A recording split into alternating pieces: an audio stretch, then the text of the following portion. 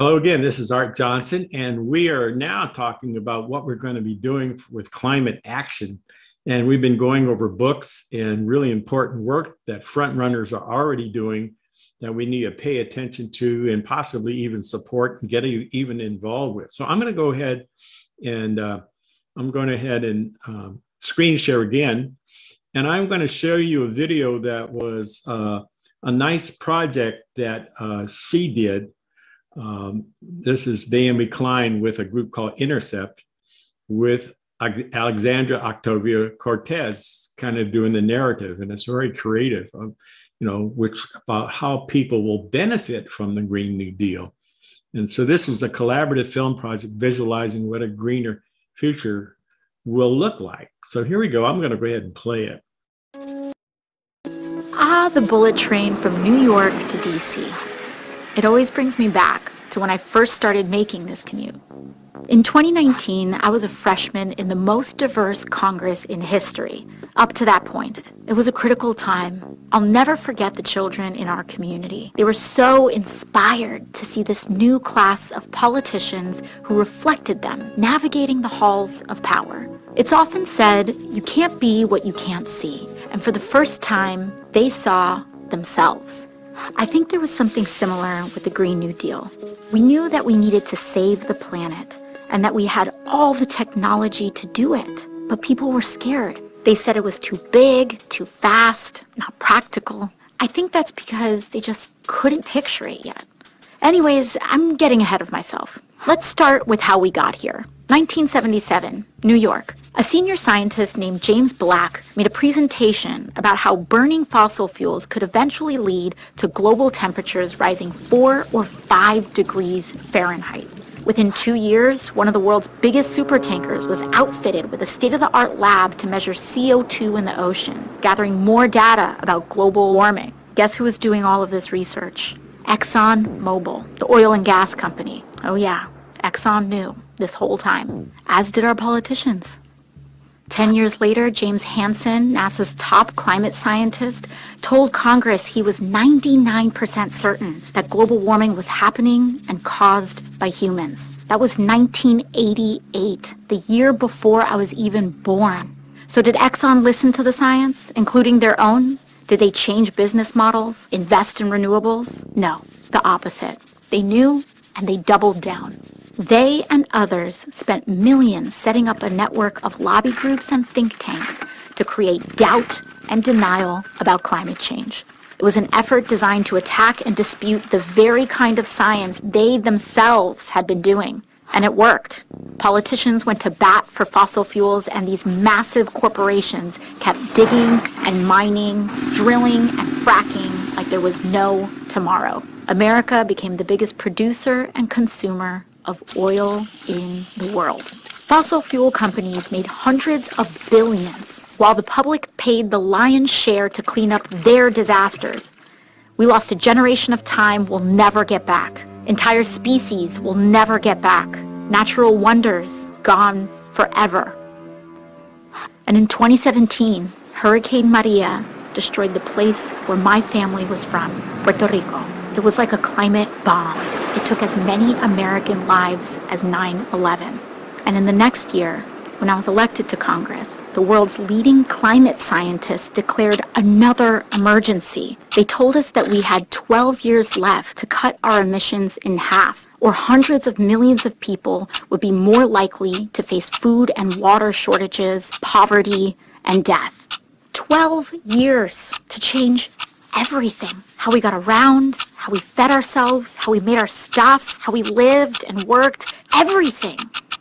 The only way to do it was to transform our economy, which we already knew was broken, since the vast majority of wealth was going to just a small handful of people, and most folks were falling further and further behind. It was a true turning point. Lots of people gave up. They said we were doomed. But some of us remembered that as a nation, we'd been in peril before. The Great Depression, World War II. We knew from our history how to pull together to overcome impossible odds. And at the very least, we owed it to our children to try. The wave began when Democrats took back the House in 2018, and then the Senate and the White House in 2020, and launched the decade of the Green New Deal, a flurry of legislation that kicked off our social and ecological transformation to save the planet. It was the kind of swing-for-the-fence ambition we needed. Finally, we were entertaining solutions on the scale of the crises we faced without leaving anyone behind. That included Medicare for All, the most popular social program in American history. We also introduced the Federal Jobs Guarantee, a public option including dignified living wages for work. Funnily enough, the biggest problem in those early years was a labor shortage. We were building a national smart grid, retrofitting every building in America, putting trains like this one all across the country. We needed more workers. That group of kids from my neighborhood were right in the middle of it all, especially this one girl, Ileana. Her first job out of college was with AmeriCorps Climate, restoring wetlands and bayous in coastal Louisiana. Most of her friends were in her union, including some oil workers in transition. They took apart old pipelines and got to work planting mangroves with the same salary and benefits. Of course, when it came to healing the land, we had huge gaps in our knowledge. Luckily, indigenous communities offered generational expertise to help guide the way. Ileana got restless, tried her hand as a solar plant engineer for a while, but eventually made her career in raising the next generation as part of the Universal Child Care Initiative. As it turns out, caring for others is valuable, low-carbon work, and we started paying real money to folks like teachers, domestic workers, and home health aides. Those were years of massive change, and not all of it was good. When Hurricane Sheldon hit southern Florida, parts of Miami went underwater for the last time. But as we battled the floods, fires, and droughts, we knew how lucky we were to have started acting when we did.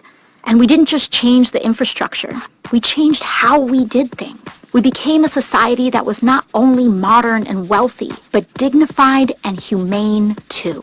By committing to universal rights like healthcare and meaningful work for all, we stopped being so scared of the future. We stopped being scared of each other, and we found our shared purpose.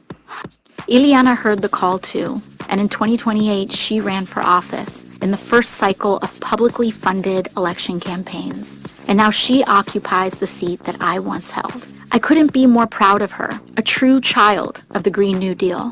When I think back to my first term in Congress, riding that old school Amtrak in 2019, all of this was still ahead of us.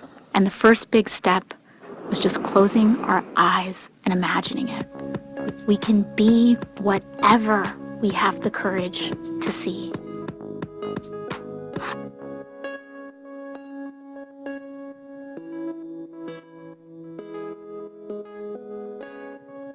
So anyway, that's a good time to just reflect and stop for a second. And there's a lot more, but that visualization is very important because she's really they're explaining what's in it for everybody. And, in terms of thinking about the benefits, not being so freaked out that, this is creeping socialism. It's kind of more like a social capitalism, I think, that came out of the old New Deal. And I think that's what's going to evolve in a way, in a very, very, hopefully balanced way. So anyway, that's it. I'm going to stop this recording right now, and then we're going to resume.